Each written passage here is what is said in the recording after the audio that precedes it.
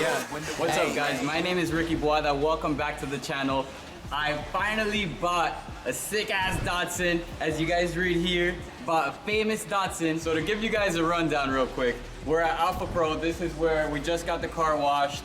First things first, we gave it an oil change. That's running the Valvoline VR1. I mean, that's the first thing you should do whenever you buy a car, period. From wherever it's from. Even if this car was apparently sorted out when I bought it from the third person, still a bunch of things that I have to do to it. Raise it a bit, mess with the steering, a bunch of things, but we'll see. We'll get there. For now, the reason that this car was famous is because nowadays with Instagram and the way things are, if the car gets a lot of hype on Instagram, it kind of becomes famous. I don't know if you guys recognize the car already. This car was built by Riley Stair. He's got this crazy Firebird that's now all over Hoonigan Channel, and this guy's just ripping the streets. Cool dude. This car had a huge front splitter, really big rear wing, and I've been chasing this car for like 4 years. When he started posting that car, obviously you fall in love with these things that get posted on Instagram. And I would always comment and be like, dude, let me know when you sell it, whatever, but as things go, when he posted it for sale on eBay, I couldn't afford it at the time, just like all these other cars that everybody wants. I chased down the guy who finally bought it. So the guy was doing a live, someone that I randomly follow was doing a live, and he was showing his shop, and in one corner there was this car, like with an inch of dust, and I wrote him like, dude, you have that car, who owns that car? And he was holding it for a collector. Point is, I've been chasing this car for like 4 years from that guy, and finally I got to buy it. I'ma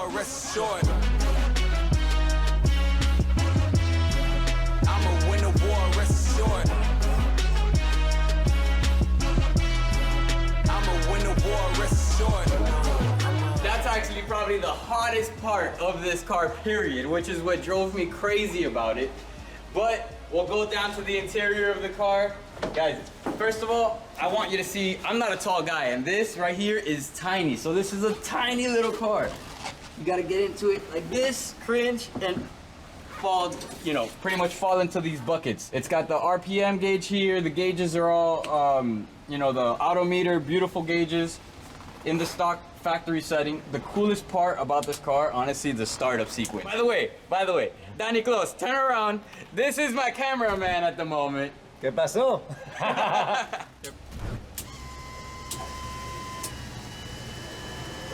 Ring, wing, wing, wing. That's what it sounds like. Wing, wing, wing. So, a couple things that really attracted me to this car. 6-speed transmission. It's got the hydraulic e-brake from Willwood Brakes. Man, what an arm, huh? You see that? Have those guns.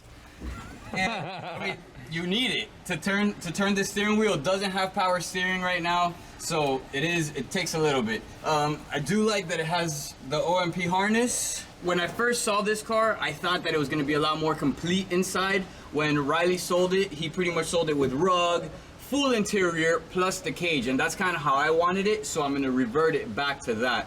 When I bought it though, it's completely gutted, which is cool. It reminds me of a couple of other cars that I had, but you know, to be honest with you, I would love to put in some air conditioning in here and just rock it all the time, because in Miami it gets pretty hot.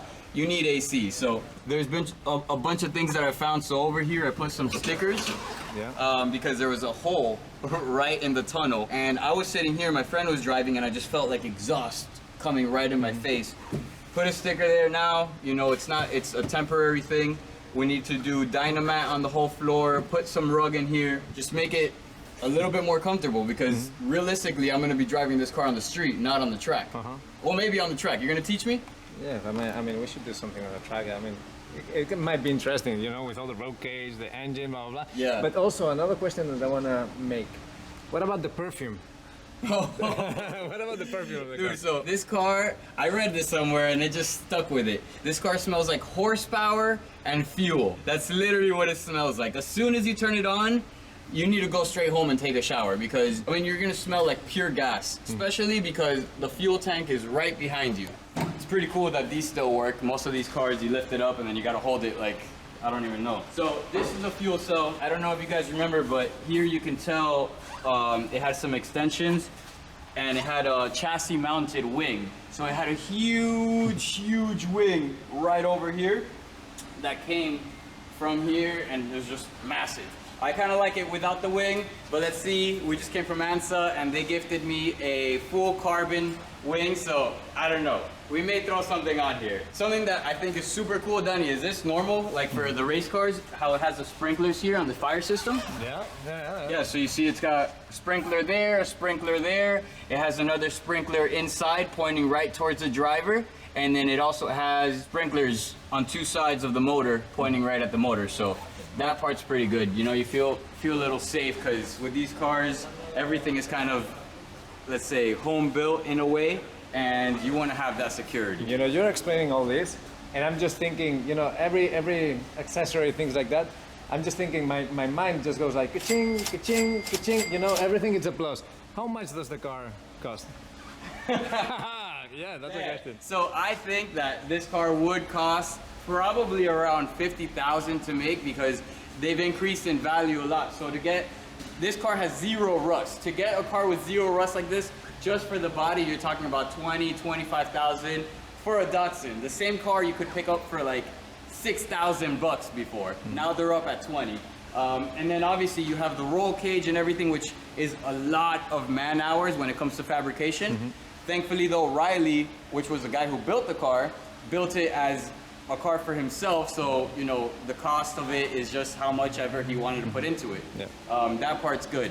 And you want to know how much I paid for it? This car, I mean, I think to rebuild the car would cost a lot. When you lift up the car, you can tell he had to make a whole entire new floor to fit the big transmission, because there's no way that you're going to be able to fit a big transmission in, you know, in the tunnel that comes in the 260Z. Ready for the motor? The expensive part. I mean, that I guess that conversion, that swap, it's like also. I mean, the swap itself is probably not that expensive, because these motors are really popular nowadays. But I'm gonna show you guys. Let's go see what this is about. Now this part is all still really dirty, but it doesn't matter, because this is just pure go. Has a throttle body on it. It's just sick, man. What I most like about this car though is the rigidity of it. I mean, it's like it doesn't move. You go up anywhere, like getting into my apartment building, the car literally seesaws getting in. It's like, doom, because it just doesn't have any play on the suspension. It's sick, yeah, man. It's got coilovers, adjustable suspension. The things I'm gonna do to it, I do need to raise it a tiny bit, because it's literally like that far off the ground. And it's good for the track, but when you're riding on the street, I mean, I kind of hit everything. And I need to put an exhaust that actually works. Right now it's open header, and dude, when I tell you that every time I turn on the car, getting it, like leaving my apartment building, I set off 2-3 alarms. Setting off 2-3 alarms, leaving your house every single time is not cool. I don't even know how they haven't finded me yet. Today I turned it on and a lady peeked out of her balcony with a mean face. She was like, you know, trying to see who it was. I had to hide. But yeah, man, this is a car. It's got the fire extinguisher here, the kill switch over there. It's a blast to drive. How many horsepower? 430 to the wheels. No traction control, no ABS. No traction control, and no traction, period. Which is, I like it. I think it's fun. Even with the Toyota R888s, you rip it through the gears, and I mean, you don't even have to pop the clutch. It's just one of those like, whoop, go like this, you feather the gas, and you're spinning. Second, you're spinning. Third, you're spinning.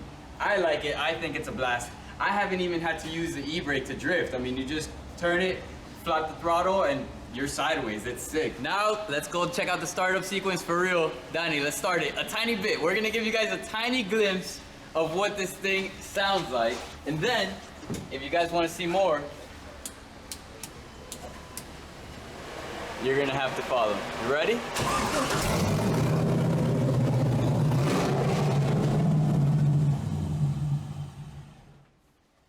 Yo, this thing sounds crazy. Seriously, look.